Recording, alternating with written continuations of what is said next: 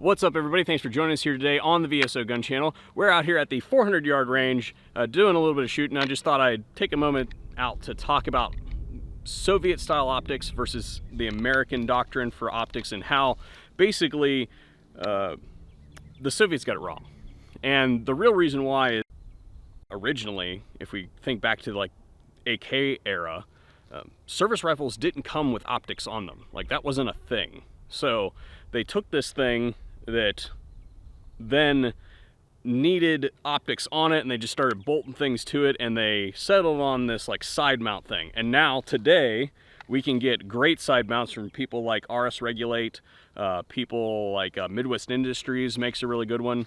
And the problem is that each of those individual Soviet countries had their own little bit of autonomy in their weapons programs, and they used different specs. So there were different thicknesses of receivers, different sizes of various parts, and a Yugo rail added to a Romanian gun may not find the center of bore. And what I mean by that is, if we look at this PSL 54 here, we can see that while this is basically an upscaled AK, the optics don't make it over the center of the bore.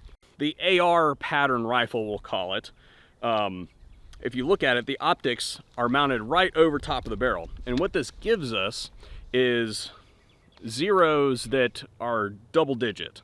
So the bullet passes the zero. We have the gun angled in such a way that the bullet is fired past the line of sight up into the air, and in doing so, it passes the target in one place, passes through the target in one place, and then will find its way back down to earth through gravity, and that'll be the second place that it crosses. Well, in Soviet-style guns, if they're not perfectly matched, like things like that PSL 54 back there, you don't get that second one. And that's what I'm going to demonstrate here for you today. What I mean by that is, what you're trying to do is co-witness the arc with the straight line of sight of the optic.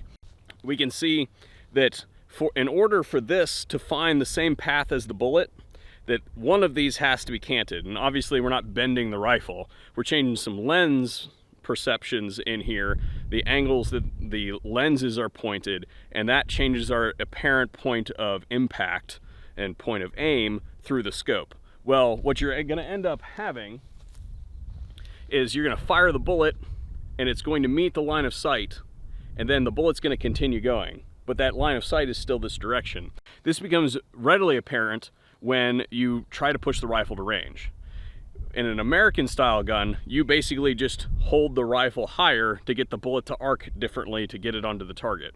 In a Soviet optic, because they are not co-witnessed, they are offset, you have to add an extra correction factor for your windage. And what you're going to see on this when we shoot this is that you're going to see that although this gun is dead nut zeroed at 100 yards, or meters I guess, that it is going to hit wide left at this distance. Alrighty, going to 400.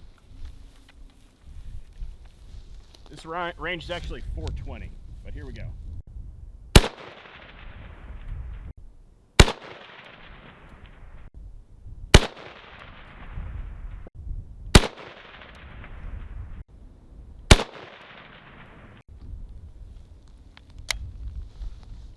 So as you guys can see, you could tell that that bullet is clearly flying to the left, and how we would fix that is we'd apply a correction factor that is going to incrementally increase every single time we change the yardage. So that bullet will never be equivalent to the point of aim when you change the graduations out to range.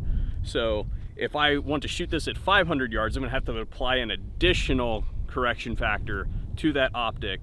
If I want to drop back down to 300 yards, if I don't want to miss shallow of that co-witness, if you will, then I have to dial it back. And you just don't have that problem when you mount your optics, I'm gonna go out on a limb and say, the right way.